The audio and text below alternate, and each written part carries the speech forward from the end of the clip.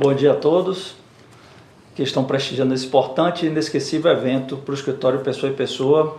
Bom dia, ministro Douglas. Bom dia, Dr. Roberto Pessoa, meu pai, nosso fundador. São 40 anos e nossa origem foi o direito do trabalho.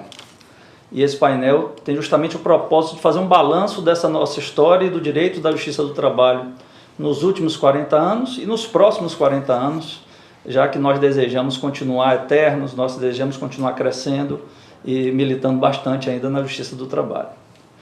Para isso, temos a honra e a alegria de apresentar os nossos painelistas, o advogado, ex-desembargador e nosso fundador, Roberto Pessoa, e o ministro do Tribunal Superior do Trabalho, Douglas Alencar. Dr. Roberto, meu pai e pai do Pessoa e Pessoa, é o nosso fundador e eterno inspirador, nosso guia de luz nessa trajetória vitoriosa. Se temos o mérito na continuidade, no crescimento do escritório, mérito muito maior teve ele que partiu do marco zero e sozinho conquistou o que é mais difícil em qualquer carreira, o respeito e a credibilidade com clientes, com colegas e com a magistratura. Graças a isso, conseguimos chegar até aqui. Como disse o Guilherme Bechamol anteriormente, e eu aprendi várias lições com ele, a cultura corporativa nasce com seu fundador. E graças a essa cultura corporativa é que nós chegamos até aqui. E devemos isso a ele, Dr. Roberto. Então, em meu nome, em nome de todos os advogados que por aqui passaram, dos funcionários, nosso muito obrigado. O ministro Douglas foi servidor, juiz, desembargador do TRT da 10ª Região e desde 2014 integra com absoluto brilhantismo o Tribunal Superior do Trabalho. Quem acompanha os julgamentos no TST tem a certeza de que o que eu vou falar não é exagero. O ministro Douglas é um dos magistrados mais completos e competentes que eu conheci ao longo desses meus 28 anos de advocacia. E não é só porque é professor, mestre e doutorando em Direito do Trabalho, mas porque ama o direito do trabalho e dignifica a magistratura trabalhista com uma posição sempre equilibrada, técnica e brilhantemente fundamentada. Sua atuação nas sessões de julgamento do TST são uma aula para mim e para todos. Suas decisões, verdadeiros guias de estudo e para todos os operadores do direito. Então, ministro, muito obrigado pela sua participação, que nos honra e nos dá muita alegria. Vou passar inicialmente a palavra ao Dr. Roberto, que abordará o tema com enfoque nos últimos 40 anos, e em seguida passarei a palavra ao ministro Douglas. Cada palestrante terá 20 minutos para a sua apresentação. Muito obrigado a todos, muito feliz com essa data, com esse evento. Parabéns a André Pessoa, meu irmão, que organizou esse evento. Parabéns especial a todos os advogados que integram nossa equipe, aos meus irmãos que junto comigo são responsáveis por dar continuidade a isso que o nosso fundador e inspirador nos deixou. Muito obrigado e bom dia a todos.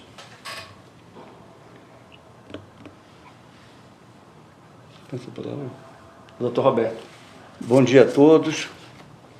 Saúdo a todos os integrantes do Pessoa e Pessoa, advogados associados, os sócios, os advogados, os colaboradores, os estagiários, funcionários, que com talento, dedicação e muita dignidade constroem a história desses 40 anos do Pessoa e Pessoa.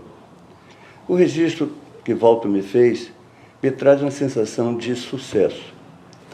Mas esse sucesso de um pai se mede, eu aprendi isto, se mede por quanto os filhos o superam na vida. E todos me superaram e muito, em todas as áreas. Então, com muita satisfação, com muito orgulho, eu volto a saudar a família Pessoa e Pessoa, nesses 40 anos de sucesso. E saudar também o meu companheiro de painel, que tem uma honra de estar juntos, o ministro Douglas Alencar, com quem aprendo cada dia nas salas de sessões dos tribunais, do Tribunal Superior do Trabalho, com seus acordos, que são verdadeiras lições, como disse Walter. Me permitam fazer um pouco um retrocesso do direito do trabalho nesses 40 anos que eu convivi e convivo. O direito do trabalho que vivenciei nesses últimos 40 anos me reporta ao início do direito do trabalho esse estudo que foi desenvolvido na Bahia, principalmente. Por que eu faço esse estudo na Bahia, principalmente? Porque não só na Bahia, mas ao lado de São Paulo, registra o professor Rodrigues Pinto, nesta obra editada pelo TST, A História da Justiça do Trabalho no Brasil, quando completou 70 anos, que foi editada na gestão do ministro João Oreste Dallazen, hoje aposentado e sócio do Dallazen e Pessoa, e parceiro do Pessoa e Pessoa em São Paulo e demais estados do Brasil, que a evolução do direito do trabalho começa exatamente com a união de duas escolas. A escola paulista, liderada por Cesarino Júnior, e a escola baiana, capitaneada pelo mestre Orlando Gomes, ao lado de Elcio Gottschall, ao lado de Washington da Trindade, Coqueijo Costa, o professor Orlando Gomes também esteve ao lado dele, com Antônio Carlos Oliveira, Rodrigues Pinto, Amâncio José de Souza Neto. Esses foram os fundadores dessa Escola Baiana de Direito do Trabalho. O professor Rodrigues Pinto conceitou este grupo como Escola Baiana de Direito do Trabalho num congresso que ele foi participar no Tribunal Superior do Trabalho. E nesse evento se discutiu muito também que denominação se daria a esse novo ramo do direito. O Cesarino Júnior defendia que era o direito social. O mestre Pinho Pedreira, que também fez parte e um dos precursores desse estudo do direito do trabalho, dessa autonomia didática e científica do direito do trabalho, optou por direito do trabalho e prevaleceu a manifestação do mestre Pinho Pedreira. Os componentes dessas duas escolas registram a obra do TST, que acrescento a esses juristas todos, no meu aprendizado, o juiz Valdomiro Santos Pereira e o advogado Ailton Daltro Martins, com quem dei meus primeiros passos na advocacia e com eles aprendi muito e continuo aprendendo. O direito do trabalho sempre contextualizou com a economia. Na década de 80, por exemplo, a Bahia se desgarrou de vez da economia agrícola para a industrial.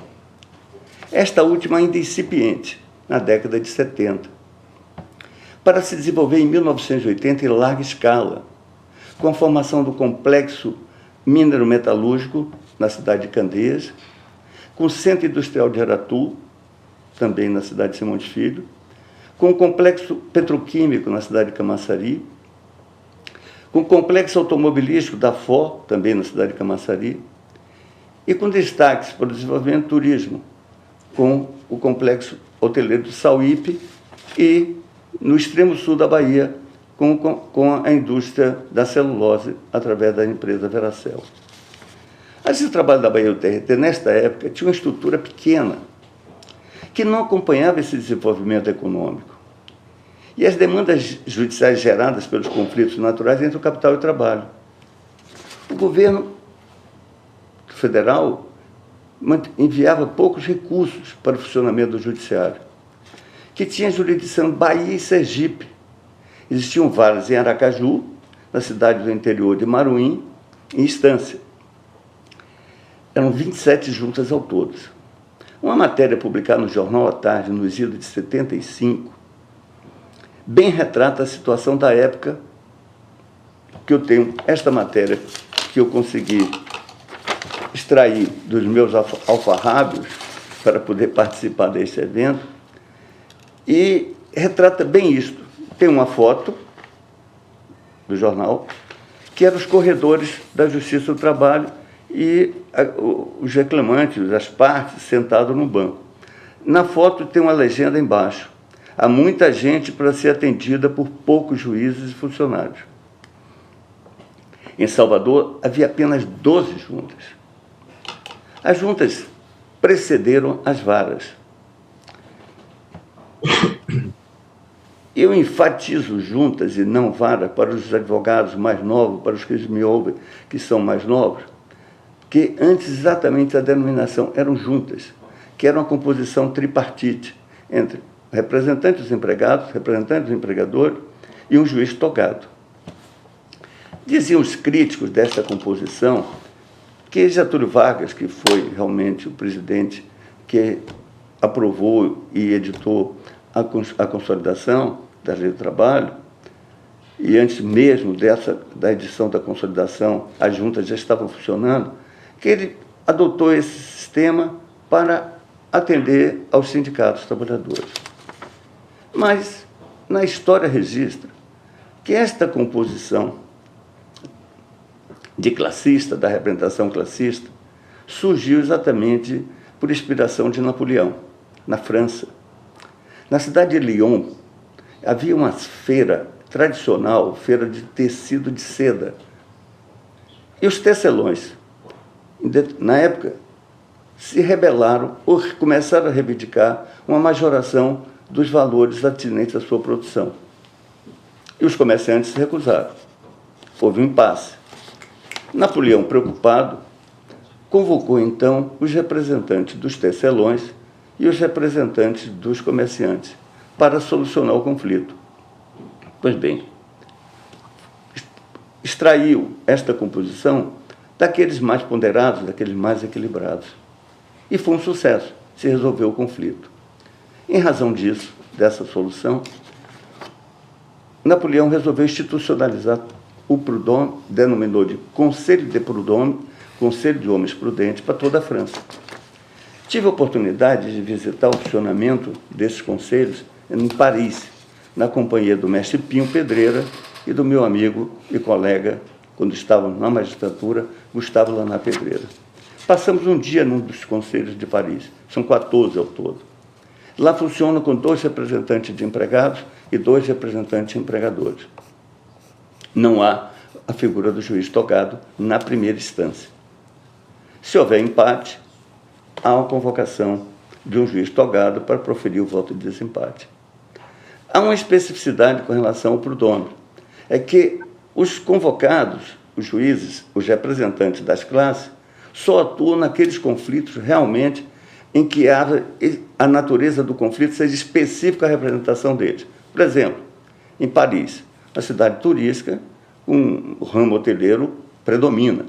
Então, se há uma reclamação desse segmento, são convocados os representantes desta categoria exclusivamente. Ao contrário do que acontecia aqui no nosso país, onde os classistas tinham que ter uma visão global de todas as áreas. Mas não posso deixar de registrar que os classistas deram seu trabalho, deram um trabalho, produziram resultados bons e proveitosos, principalmente na conciliação dos conflitos trabalhistas. Eles sempre buscavam essa conciliação. Na segunda instância, na França, não havia representação classista, ao contrário daqui. Pois bem, as representações classistas no Brasil foram extintas em 1998 com a emenda constitucional. E deu lugar às vagas da representação classista aos juízes de primeiro grau, que foram promovidos pelo critério de merecimento e antiguidade, já preenchido totalmente em 99. As carências nas instalações dos maquinários e funcionários, que eu cansei na Justiça do Trabalho, instalada ainda na Bahia, no edifício Otacílio Gualberto, ali na Praça da Sé, onde hoje funciona perto a Associação Baiana de Imprensa. As máquinas datilográficas, manuais, e foi um avanço quando chegou a máquina elétrica IBM com corretor. Hoje, o pessoal se queixa quando o PJE ainda não funciona bem. Mas imagina, ministro Douglas, ainda quando aquela época da máquina IBM. houve um avanço de melhoria das instalações já no início da década de 80, quando essa sede do tribunal foi transferida para a Rua do Cabral, na gestão do ministro Coquejo Costa, que construiu aquele prédio, separado, funcionava as varas e o próprio tribunal. A construtora manteve, no início da obra, uma casa que existia anteriormente e que era toda pintada de branco. Eu faço esse registro porque está também nesse livro, que foi o professor Rodrigues Pinto que deu o depoimento, no livro editado pelo TST, sobre essa peculiaridade. Os trabalhadores denominavam aquela casa, a Justiça do Trabalho, de Casa Branca, exatamente em razão dessa casa. E ameaçavam sempre o empregador inadimplente, que não estava cumprindo as obrigações, se não pagar meu crédito, eu vou colocar na Casa Branca. Era o respeito que a Justiça do Trabalho tinha perante a comunidade operária. Em 1985, destaca-se no TST duas transformações. A introdução e consolidação da informática. Os primeiros computadores, ampliou-se o número de varas para fazer frente às novas demandas. Com o crescimento do polo industrial, e o TRT teve sua sede própria, em Nazaré, separada do prédio das varas. Em 1992, em cumprimento à Constituição Federal de 88, o Estado de Sergipe foi desmembrado, instalando-se o próprio tribunal no Estado de Sergipe. Até o ano de 2001, pelo menos aqui na Bahia, existia em grande escala o exercício do Instituto do Jus Postulante. Fiz uma pesquisa por delegação da presidente da época, a doutora Dolores Vieira, e constatei que o índice de jus postulante na Bahia era o mais alto de todo o país. Pesquisei entre os 5 primeiros tribunais. Primeira região do Rio, segundo São Paulo, terceiro Minas, quarto Rio Grande do Sul e o quinto Bahia. Foram os 5 primeiros tribunais instalados no Brasil. Pois bem, a Bahia detinha no jus postulante, no rito sumaríssimo, 60% das ações ajuizadas eram pelo jus postulante. 40% pelo rito ordinário. Era um número altíssimo. E todas as vezes o setor de distribuição reivindicava funcionários para atender aquela demanda. Conseguimos, com o esforço dos servidores, reunir, cadastrar todos os sindicatos, cadastramos todos os serviços de assistência judiciária existentes, sejam nos núcleos de prática forense das faculdades federal e católica, seja através da Defensoria Pública. Cadastramos também as sedes dos sindicatos e começamos a orientar os funcionários a encaminhar aqueles reclamantes que utilizavam-se do jus postulante para os seus sindicatos. Convocamos os presidentes de sindicatos e o alertamos, o advertimos, que era um dever deles prestar assistência judiciária gratuita, não só aos associados, mas também a toda a categoria, que estava previsto na Lei 5.584, de 70, essa assistência judiciária. O êxito foi absoluto. Reduzimos só no primeiro ano para 20% o rito sumaríssimo e 10% o rito ordinário. Hoje, praticamente, o Tribunal da Bahia, ao que eu sei, que eu acompanho, é praticamente zero o exercício do jus postulante. Me recordo também as dificuldades que se tinha para a elaboração do agravo instrumento.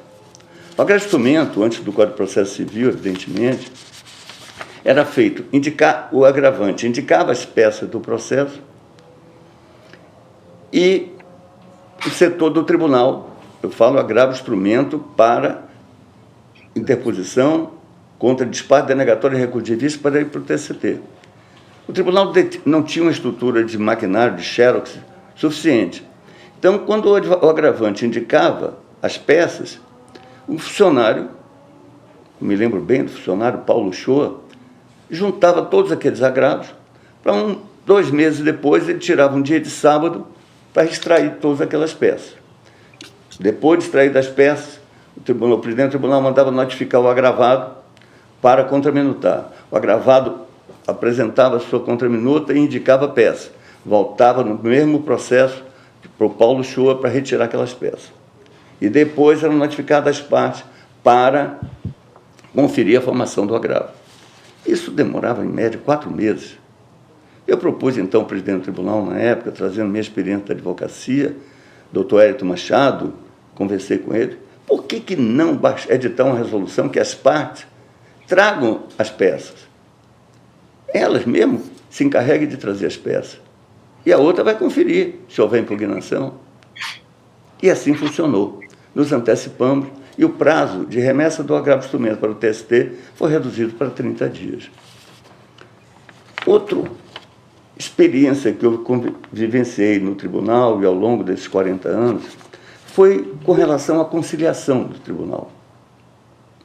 O tribunal, eu falo tribunal na segunda instância, foi exitosa a experiência da conciliação dos precatórios, que se criou um juízo de conciliação de precatório, da administração da doutora Dolores, seguido pela doutora Marama. O êxito foi tamanho porque os prefeitos aderiram a esta proposta de conciliação, e os reclamantes também, que havia uma segurança de recebimento dos seus créditos. Porque o prefeito entregava como garantia para cumprir a conciliação os valores que eram depositados no Fundo de Participação do município. Eram destinados mensalmente para o pagamento, parte deles, um percentual desse fundo. E foram cumpridos os precatórios, quase todos.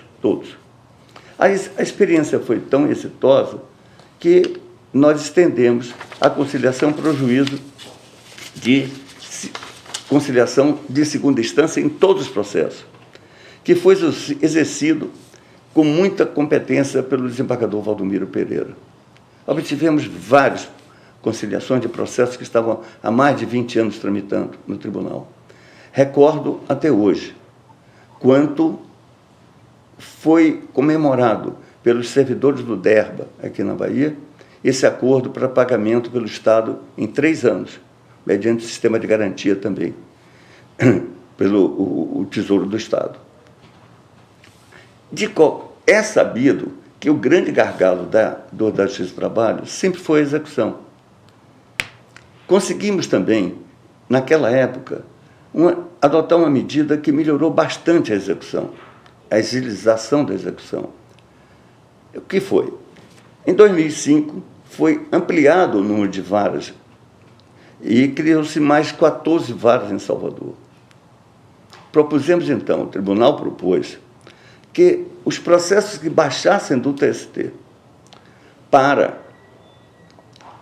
a vara de origem, ao invés de se dirigir à vara de origem, fossem redirecionados às novas varas, até que se completasse, nas varas novas, o mesmo número de processos de execução das varas antigas. Houve resistência. Houve daqueles que estavam esperando ficar com uma vara zerada e teriam processo de execução novos. E argumentaram que feria o princípio do juiz natural, que o juiz da execução seria o mesmo juiz da cognição. Contra esse argumento, o tribunal se valeu do opinativo de 2 eminentes mestres, o mestre Pinho Pedreira e o professor Rodrigues Pinto, que mostraram ao contrário. A execução, o processo de execução é a natureza de ação. Não havia nenhuma ofensa ao princípio do juiz natural. Pelo contrário, era um dever do tribunal prestar efetividade à jurisdição, zelar pelo princípio da razoável duração do processo. E era na execução onde existia maior estrangulamento. E o tribunal aprovou esta medida e conseguiu reduzir bastante o prazo da execução. Dentro desses projetos também, dando efetividade, surgiu exatamente o projeto Leiloar, que foi outro sucesso. Antigamente se fazia um leilão para alienação dos bens do devedor, pequenos devedores, através no depósito judicial. Eram os mesmos licitantes, eram poucas pessoas que compareciam. Com esse projeto, se deu ampla divulgação E me lembro que no Centro de Convenções da Bahia, no primeiro leilão ali realizado, compareceram 1.820 pessoas interessadas em fazer lance. E se arrecadou, naquela época, em 2005, mais de 10 milhões de reais. Quais eram os grandes temas que se debatiam naquela época? Os temas jurídicos que provocavam a execução. Está dando uma interferência aqui. No grupo de diplomacia com direito coletivo. Bem, pedimos em nome do escritório, peço desculpa a todos, tivemos um problema técnico, coisas da pandemia e da era virtual, e devolvo a palavra aqui ao nosso palestrante Roberto Pessoa, que tem mais 5 minutos aí para concluir a sua apresentação. Eu peço também desculpa, mas voltando, os grandes temas que eram debatidos na época, ao que eu me recordo, com o processo de industrialização da Bahia, começou pelas reclamações baseado na Lei 5.811 de 72, com referência à indústria do petróleo. Depois, as ações de bancários eram grandes, pugnando por horas extras, e os cargos de exceção de chefia, de gerência, equivalência, as ações do polo petroquímico, tanto assim que foi necessário instalar mais 4 varas no polo de Camaçari. Antes da Constituição de 88, vigia o regime da estabilidade com indenização e também da opção pelo Fundo de Garantia, que foi instituído pela Lei 5.107 de 66. Os dois regimes conviviam em paralelo, tanto que se chamava optante, evidentemente, aquele que optou pelo regime do Fundo de Garantia. A grande debate surgiu se deveria haver uma equivalência monetária entre a indenização e o Fundo de Garantia. Esse debate chegou até o TST, que sumulou a matéria entendendo que a equivalência era apenas jurídica e não monetária. Esse foi um dos grandes temas. A estabilidade decenal para os mais novos era a vedação da despedida. Só podia ser despedido o empregado por falta grave, por justa causa, mesmo assim, precedida de um inquérito ajuizado perante a Justiça do Trabalho e presidida por um juiz do trabalho para a constatação ou não da falta grave. Tinha um prazo decadencial de 30 dias. Então, assim, eu me lembro que eu advoguei para um funcionário do Banco do Brasil que cometeu uma falta grave e porque o banco não ajuizou o inquérito, o prazo de 30 dias contado do afastamento, ocorreu a decadência e, em consequência, ele foi reintegrado. Nessa época também, depois, aí veio a Constituição de 88, houve uma difusão de ações propugnando, ainda mais com a atuação do Ministério Público, as ações civis públicas, a reparação do dano moral, a defesa dos direitos difusos, coletivos e individuais. Começou a se proliferar muito esse tipo de ações. Mas no âmbito do direito coletivo, principalmente na década de 85, com a redemocratização do país, as lideranças sindicais retomaram esse processo de reivindicação. A época de inflação alta, e essas lideranças sindicais buscaram a negociação coletiva. Buscaram a negociação coletiva, mas, quando frustrada, exercia o direito de greve na sua plenitude. E os tribunais foram convocados para dirimir esses conflitos e teve um destaque, uma participação, uma atuação essencial nos conflitos, principalmente nas atividades essenciais, como o transporte, na indústria do petróleo. Mas o Tribunal Superior buscou sempre estimular essa negociação e editou uma instrução normativa 0393, e que exigia, como pressuposto da ação, do ajuizamento da ação coletiva, o exaurimento da fase negocial. E esta prova tinha que ser robusta, e era construída através de uma certidão expedida pela Delegacia Regional do Trabalho. E a falta dessa certificação e a prova da exaustão da negociação levava à extinção da ação coletiva. Com isso, surgiu um novo debate. Se os instrumentos anteriores gozariam ou não do efeito ultrativo. Essa ultratividade estava no direito positivo brasileiro desde 92, com o artigo 1º, parágrafo 1º da Lei 8.542, que dizia que as vantagens instituídas através dos instrumentos normativo, coletivo, acordo e convenção incorporavam-se as vantagens, eram incorporadas ao contrato de trabalho, mesmo após a sua vigência. Essa lei vigorou até 94, quando foi instituído o Plano de Estabilidade Econômica, denominado Plano Real. O artigo 26 da Lei 8.880 repristina este artigo 1º, mantendo o princípio ultrativo. Daí, o TST, em conjunto com as normas do direito positivo, ter revisto a sua súmula 277, que ela evoluía e involuía ao longo desse período, ora restringindo a sua aplicação apenas aos instrumentos normativos, fruto da produção autônoma, da vontade, os acordos e as convenções, excluindo da produção heterônoma os dissídios coletivos. Contudo, a Lei 10.001, aquela que instituiu o programa de participação dos lucros, em um dos seus artigos, revoga expressamente o artigo 26 da Lei 8.880/94. Então, em termos de direito positivo, você não tinha nenhum cenário que favorecesse a tese. Contudo, com a emenda 45 de 2004, revigorada a Justiça do Trabalho e o Direito do Trabalho, ampliado a seu campo de atuação, houve quem visse, no parágrafo 2º do artigo 114, como foi o meu caso, que ali estaria restaurado o princípio ultrativo. Como? Porque dizia, frustrada a negociação coletiva, é facultado às partes ajuizar dissídio coletivo, cabendo ao tribunal, a Justiça do Trabalho, dirimir o conflito, mas respeitadas as condições legais e mínimas de proteção ao trabalho anteriormente ajustadas. Nessa leitura, eu me fiz acompanhar de honrosas companhias, a exemplo dos ministros Maurício Godinho Delgado, Cátia Arruda Magalhães e Augusto César Carvalho, que escreveram o artigo defendendo esta tese, que ali estaria restaurado o princípio ultrativo pela via constitucional, e propuseram a revisão da súmula 277, que, contudo, acabou sendo objeto de uma arguição de um preceito de inconstitucionalidade, e o ministro Gilmar Mendes, que tem uma leitura oposta, diametralmente oposta, concedeu a liminar e ainda está para ser julgado se essa súmula tem ou não realmente eficácia perdurada. Pois bem, o que é que eu vejo o direito do trabalho para eu concluir a minha participação?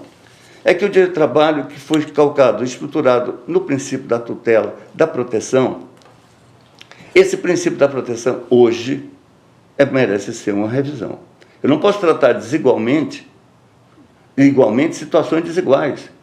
Como acontece aqui, por exemplo, já defendia os trabalhadores do Hospital da Santa Casa de Misericórdia ou do Hospital da Santa Irmã Dulce, da mesma forma que tratam os trabalhadores do Hospital do Sírio-Libanês e do Hospital Aliança.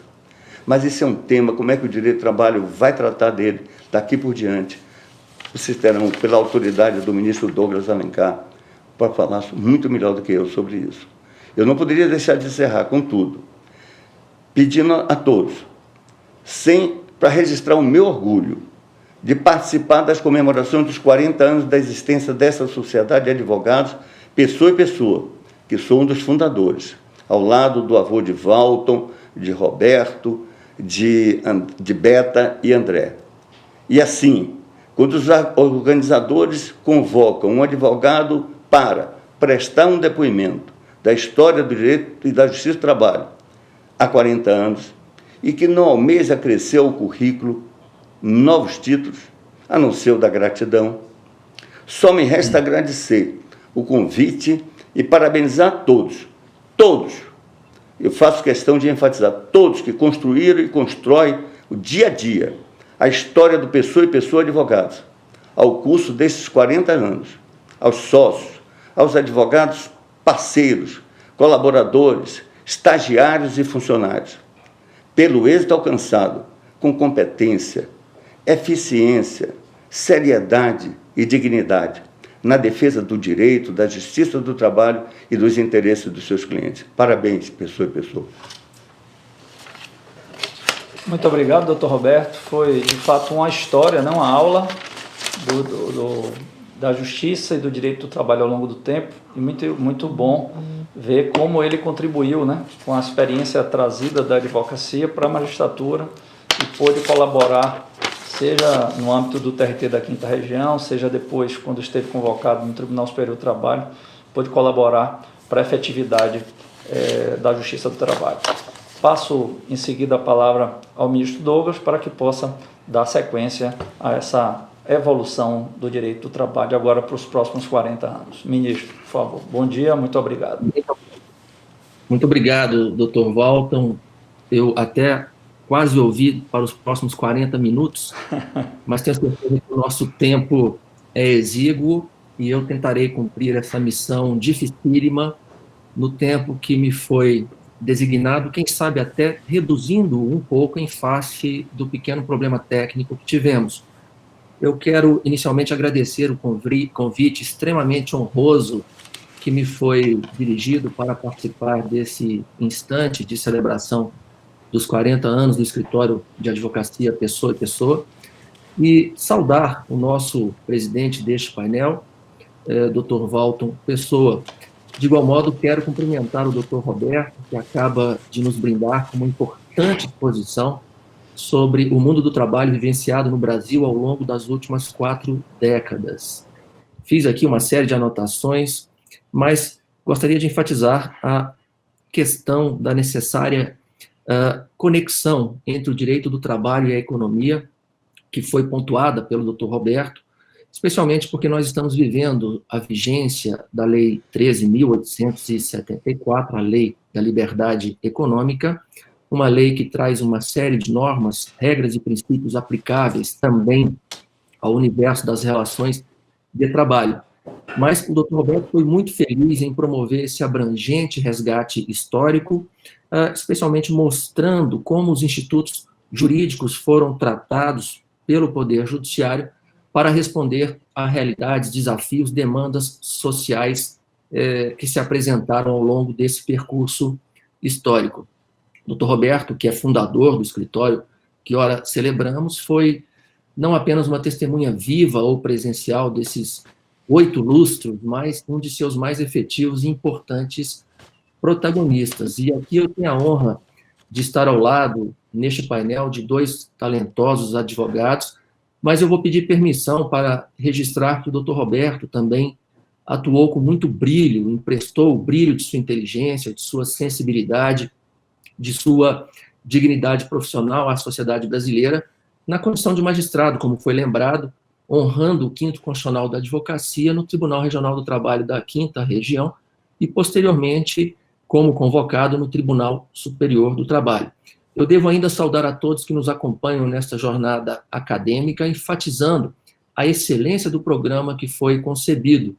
Temas atuais, temas complexos, temas instigantes, a exemplo daquele que envolve a Lei Geral de Proteção de Dados.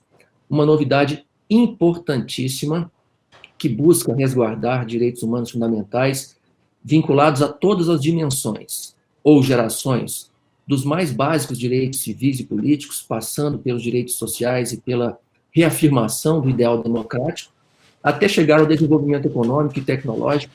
Sem dúvida, uma lei nos convida a um olhar atento, analítico, uma lei que, numa primeira aproximação, causa alguma perplexidade pela sua amplitude, pela sua interdisciplinariedade, inclusive pela sua própria aplicabilidade na gestão das ações e recursos que transitam perante o Poder Judiciário.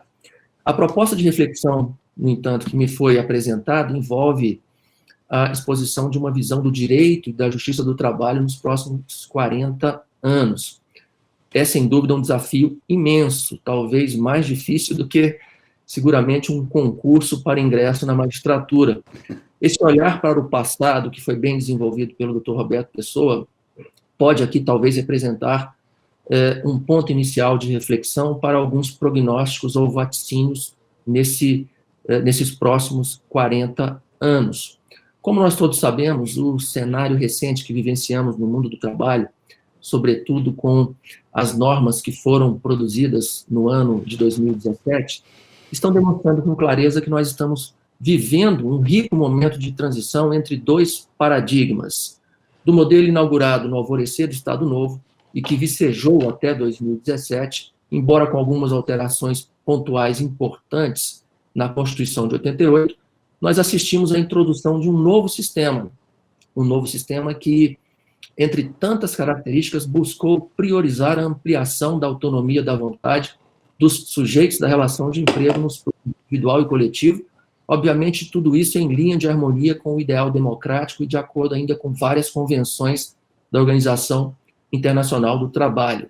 Apesar da polêmica que marcou esse novo modelo, do signo da modernização que foi vinculado pelo discurso a favor da reforma e das resistências de tantos segmentos ligados ao mundo trabalhista, nós precisamos reconhecer que esse novo sistema ainda hoje não trouxe resultados positivos que eram esperados. Nós temos especialmente um desafio imenso, que já estava colocado antes mesmo da deflagração desse processo, lamentável processo de pandemia, que era a inclusão social, o resgate de um conjunto expressivo de trabalhadores que estavam situados à margem do sistema de empregabilidade.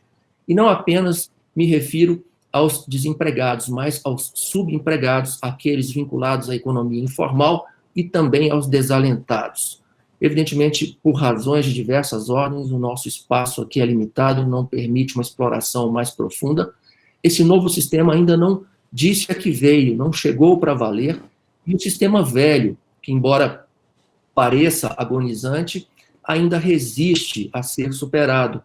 E essa resistência se faz presente nas vozes de muitos autores, agentes políticos autorizados, e eu me refiro aqui a magistrados, procuradores, advogados, auditores fiscais, dirigentes sindicais, acadêmicos, sociólogos. Essa resistência é mais do que compreensível, pois nós sabemos que esse modelo intervencionista estatal, que nasceu comprometido com o projeto político de transição econômica e social do Estado Novo, moldou corações e mentes ao longo de muitas décadas. E por isso é absolutamente natural o receio com o novo, com o futuro, com a retração da intervenção estatal e o reconhecimento dessa autonomia negocial ampla, especialmente em razão da ausência de tradição e práticas democráticas na quase totalidade das organizações sindicais brasileiras. Mas no plano do direito material do trabalho, com a centralidade da negociação coletiva, o grande desafio envolve a capacidade de regulação adequada dessas relações de trabalho. Uma regulação que leve em conta as novas formas de organização da produção, as políticas amplas de outsourcing e terceirização, que foram reconhecidas e legitimadas pelo Supremo Tribunal Federal. Ainda é importante considerar o irrefreável avanço tecnológico, a expansão do uso da automação e da computação cognitiva, além do uso de aplicativos no contexto do denominado capitalismo de plataforma, ou da chamada uberização da economia. Dimensionar os efeitos dessas novas realidades, buscando preservar empregos, requalificar trabalhadores, é o grande e central desafio lançado e ainda não confrontado com o empenho e a seriedade necessários. Todos conhecemos as análises de Klaus Schwab, organizador do Fórum Econômico Mundial. Segundo essas análises, as transformações que assistimos se diferenciam dos processos historicamente qualificados como revolucionários, processos anteriormente vividos. E essa diferenciação decorre da amplitude, da profundidade, da velocidade com que estão sendo implementados. Diz ele que a questão não é se haverá impactos em todos os segmentos econômicos, mas quando, efetivamente, esses impactos serão sentidos. E é justamente a velocidade das transformações vividas em escala mundial que imporão a necessidade de ressignificação de políticas trabalhistas de inclusão, com a estruturação de programas de qualificação e requalificação profissional, e também, claro, com políticas assistencialistas, entre as quais é preciso que haja a ampliação dos programas de renda mínima para trabalhadores que serão fatalmente excluídos do processo produtivo. Nessa mesma linha reflexiva, nós temos um outro pensador importante, o professor Yuval Noah Harari, da Universidade Hebraica de Jerusalém, que tem apresentado prognósticos interessantes envolvendo esse impacto disruptivo que tem sido produzido pelas novas tecnologias nos mais diferentes campos da experiência social. Segundo ele, em breve, os algoritmos substituirão também médicos, advogados, magistrados, psicólogos e outras atividades não apenas caracterizadas por ações intelectualmente menos sofisticadas ou essencialmente mecânicas. É dentro desse contexto que surgem novas profissões, novos contratos e novas formas de prestação de serviços. Dia desses, estava lendo uma revista que me foi enviada e o autor de um texto fazia referência às diversas novas profissões, entre elas Big Data Analyst ou cientista de dados, desenvolvedor de aplicativos, marketing digital, analista de mídias sociais, tecnologia da informação, desenvolvedor de jogos, desenvolvedor web, engenheiro de software, especialista em e-commerce e influenciadores digitais, além de gestores de redes sociais. Obviamente, isso tudo sem deixar de considerar uma das realidades que foi acelerada pela pandemia, que envolve o teletrabalho, que foi inicialmente regulamentado pela Lei 13.467, mas que ganhou uma nova dinâmica com a medida provisória 927, que lamentavelmente não foi convertida em lei. Seja como for, há um espaço imenso para a negociação coletiva disciplinar essa nova realidade, que pode produzir bons frutos, inclusive com a ampliação da empregabilidade, com a contratação de novos trabalhadores, permitindo que empresas racionalizem melhor a gestão de seus espaços, economizando recursos que possam ser canalizados para outras atividades. Mas enquanto esse cenário futuro não se consolida com a extensão e profundidade que tem sido referida por Klaus Schwab e Yuval Harari, nós precisamos reconhecer e aceitar os efeitos que resultam dessa vocação inevitável e irrefreável tecnológica que parece marcar desde sempre os seres humanos. Nós precisamos identificar os desafios que estão apresentados e enfrentá-los de forma adequada. A negociação coletiva deve cumprir um importante papel nesse processo de reconstrução de cenários normativos e de respostas a esses desafios. Eu insisto que as relevantes pautas de defesa do emprego e de qualificação e requalificação profissional devem ser as pautas de toda a sociedade, do governo, dos trabalhadores e dos empregadores. Até porque, se nós pudéssemos aqui desenvolver um juízo hipotético, quem sabe preocupante, nós sabemos que sem emprego não há renda, sem renda não há consumo, sem consumo não há atividade econômica, sem atividade econômica não há arrecadação de tributos, sem tributos não há possibilidade de busca da realização dos direitos fundamentais à saúde, educação, segurança, enfim, todos aqueles direitos humanos de conteúdo prestacional que estão a cargo fundamentalmente do Estado. E sem tributos capazes de atender a essas necessidades, compromete-se o ideal fundante dos Estados democráticos de direito, a exemplo do Brasil, que é o da defesa, promoção, afirmação da dignidade humana. E sem a atuação estatal eficiente nesses domínios, a soberania se desvanece e o pacto social deixa de existir. E sem pacto social não há Estado, e sem Estado resta apenas a anarquia. Talvez aqui, doutor Walton, doutor Roberto, a minha visão possa parecer apocalíptica ou catastrófica, mas o fato é que precisamos proteger esse modo de vida que desejamos para todos os integrantes da sociedade. Eu relembro que a Organização Internacional do Trabalho, que foi pensada e edificada sobre os escombros físicos e sobre as ruínas morais do primeiro conflito bélico mundial do século XX, chamou a atenção num relatório divulgado em 2019 para as inúmeras oportunidades que se abrem a partir do avanço tecnológico e das mudanças em curso no mundo do trabalho. Mas a OIT também realçou a necessidade de que seja assegurado como um direito universal a aprendizagem ao longo da vida, com a ampliação de investimentos em instituições políticas e estratégias destinadas a apoiar as pessoas ao longo de transições de trabalho futuras. A OIT também destacou neste relatório a importância da adoção de uma estratégia, de uma agenda transformadora para a realização da igualdade de gênero E ainda, enfatizou com letras fortes a necessidade de que seja implementada uma rede eficaz de proteção social universal do nascimento até a velhice. A importância da Seguridade Social se agiganta nesse momento de transição que estamos vivendo. E o próprio quadro de pandemia foi a prova viva da necessidade de um olhar cauteloso, cuidadoso para as relações de trabalho. E por isso, ainda na visão da OIT, o diálogo social consequente e responsável é o caminho seguro para a construção das bases sólidas nesta transição para o mundo do trabalho 4.0, em que a sustentabilidade socioambiental seja verdadeiramente adequada aos novos cenários de organização produtiva que estão sendo forjados pela revolução tecnológica e a estruturação empresarial e econômica em escala mundial. Mas o que dizer sobre o futuro da justiça do trabalho? Aqui eu não quero ir além do tempo, vejo que o tempo flui, o tempo voa. Eu penso que nós temos dois níveis de reflexão possíveis. Um primeiro nível, ligado, quem sabe, a esse notável papel de defesa da Constituição e dos direitos sociais no julgamento de ações e recursos que são inseridos na competência dos órgãos da Justiça do Trabalho.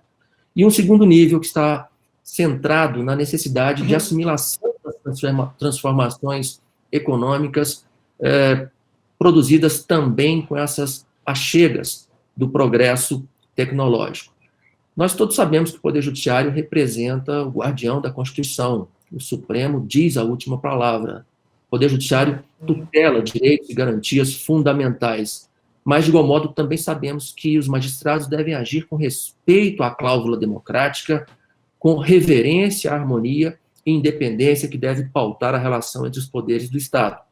Há um equilíbrio instável no momento que nós estamos vivendo, na definição desse campo de atuação de cada qual dos poderes, cujas competências, em muitos momentos, parecem sobrepostas. E o poder de controlar a constitucionalidade das leis e atos normativos não pode ser banalizado, como nós temos assistido em muitos momentos. Decisões que pronunciam a inconstitucionalidade com motivações expostas em 2 ou 3 linhas.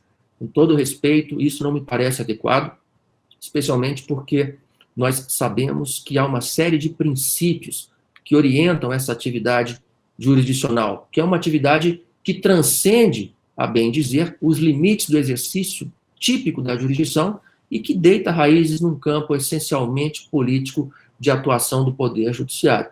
Enfim, eu não creio que esteja aqui trazendo alguma novidade, mas o que eu gostaria de destacar é a necessidade de que nós tenhamos uma adequada compreensão sobre o exato papel reservado aos órgãos do Poder Judiciário no âmbito das nossas relações internas, seja com respeito à jurisprudência dos tribunais superiores, seja com a adequada compreensão do significado do antigo princípio do livre convencimento motivado, seja ainda no ambiente externo, com a necessidade de muita cautela neste juízo político de controle de constitucionalidade. O que nós assistimos no âmbito interno parece ser um processo de profunda desarmonia, e com razão de que nós observamos um descompasso entre as decisões que são proferidas pelos órgãos de cúpula, inclusive, especialmente o Supremo Tribunal Federal, com as decisões que são produzidas envolvendo as mesmas questões pelos demais órgãos do Poder Judiciário. Evidentemente, o ideal, o horizonte da segurança jurídica exige que todos nós tenhamos a exata medida dessa responsabilidade institucional, que diz com a forma sistemática ou sistêmica em que se estrutura o próprio Poder Judiciário. Precisamos trabalhar para evitar um cenário de insegurança jurídica que, enfim, prejudica a própria sociedade. Nesse campo, inclusive, eu prometo que já estou me aproximando do fim, eu preciso recordar que o novo Código de Processo Civil consagrou um sistema muito interessante, um sistema muito rico, que é o sistema de direito jurisprudencial. Esse mesmo código trouxe um dever importante de fundamentação analítica e exauriente, lá no artigo 489, parágrafo 1º. E, evidentemente, esse sistema precisa ser muito bem compreendido em nome desse ideal de segurança, de previsibilidade, de isonomia e de eficiência na atuação dos órgãos do Poder Judiciário. E já me aproximando do final, breve palavras sobre esse segundo âmbito de reflexão a que fiz referência e que envolve a assimilação das transformações impostas pela realidade econômica e pelo progresso tecnológico. São múltiplos os desafios, e exemplos não faltam. Nós poderíamos aqui referir os casos da chamada subordinação estrutural, da novidade da chamada subordinação algorítmica, que são verdadeiros esforços que estão sendo produzidos por renomados doutrinadores, com alguma repercussão jurisprudencial, nesse esforço, como eu disse, de produzir respostas para os novos cenários que estão sendo criados por essas novas realidades que nós estamos vivenciando. Aplicar os parâmetros clássicos de proteção seletista a essas novas realidades tem gerado perplexidade, descompasso, incoerências, e por isso é preciso que nós avancemos para exigir dos atores qualificados, especialmente o Poder Legislativo, exigir a produção de normas que ofereçam respostas seguras, adequadas a esses novos desafios. Para concluir, é preciso lembrar que a história tem demonstrado que o processo civilizatório, esse avançar do processo civilizatório, não se realiza de modo pacífico e linear em direção ao horizonte ideal de realização dos mais caros valores humanos, mas muito ao contrário. São movimentos erráticos de avanços e retrocessos, guerras, conflitos de diferentes níveis, em meio a esse horizonte de dignidade humana, de emancipação em relação ao Estado. Eu tenho a firme expectativa de que consigamos navegar por este mar revolto de transição, com equilíbrio, com responsabilidade, harmonizando todos os interesses envolvidos. Meus caros, eram essas as considerações que me pareceram oportunas nesse instante de celebração dos 40 anos deste importante escritório de advocacia, pessoa e pessoa, que tem trabalhado, e me permitam aqui, quem sabe, um trocadilho, pela dignidade das pessoas humanas. Um abraço a todos, muito obrigado pela oportunidade.